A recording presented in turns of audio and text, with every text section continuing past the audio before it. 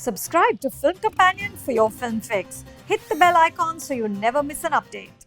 Am I allowed to pretend that this was the movie that brought me masked and sanitized back to the theaters? It's time to show the world who I really am. Simu, you hit the signal. Tod.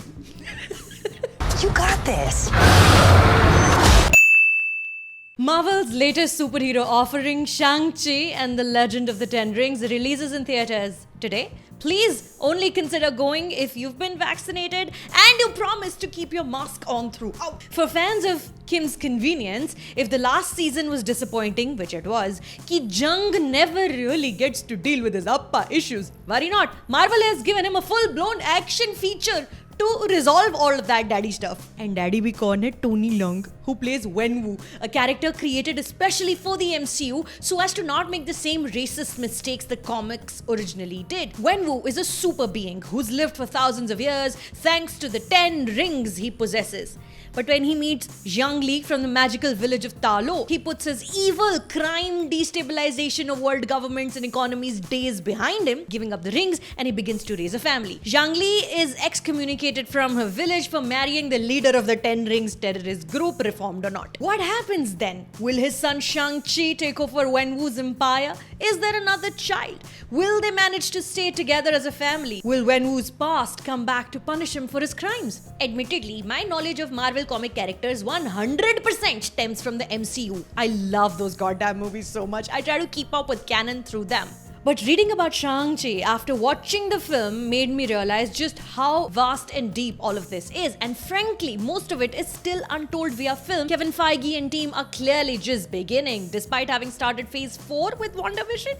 Director Destin Daniel Cretton is an American of Asian heritage. His mother was Japanese American. Hence, Marvel's first movie with an Asian lead is in safe hands. Also, because the director's last movie was the incredibly respectful cinematic telling of a real-life lawyer fighting for Black Americans wrongfully put on the death row, Just Mercy. It's a solid film. Here, the director takes MCU canon, embellishes it with story and background from the comic books, creates new characters with writers Dave Callahan and Andrew Lanham, and marries it all with a lived experience of being an Asian American while trying his mightiest best to stay away from Asian American stereotypes and yet keeping the essence of Shang-Chi intact, eventually putting together a movie second only to Black Panther as an example of how the most mainstream commercial hyped cinema does not need to pander and can be used as an agent for good if done right. Simu, if I don't know you remember from the beginning of this review,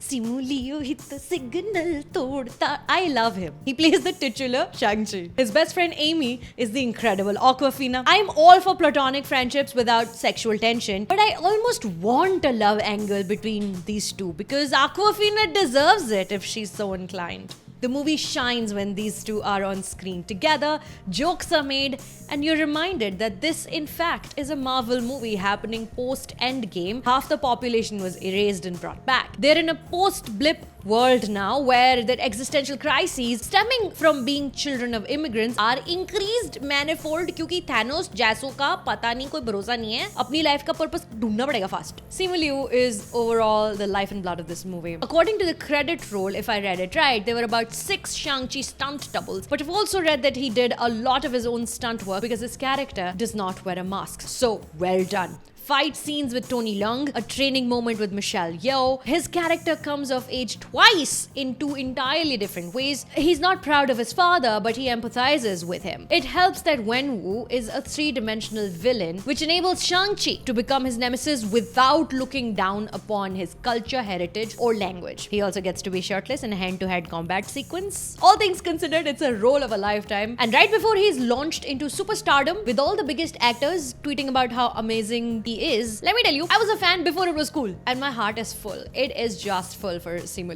My Neighbor Totoro, Spirited Away, and general Studio Ghibli fans will find a ton to enjoy in Shang-Chi, entering a hidden world through secret passages like Narnia, soul-sucking monsters like the Dementors, eyes of the dragon shining green jeweled MacGuffins. There's even a creature who doesn't speak but is adorable as all heck, which I'm assuming is for Groot-style merch purposes, and I am here for it.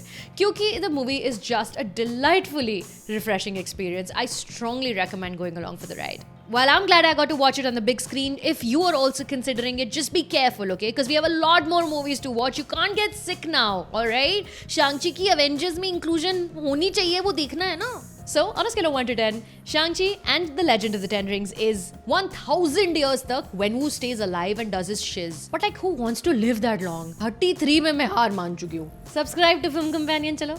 Simu liyo hit signal तोड़ ताड़ के.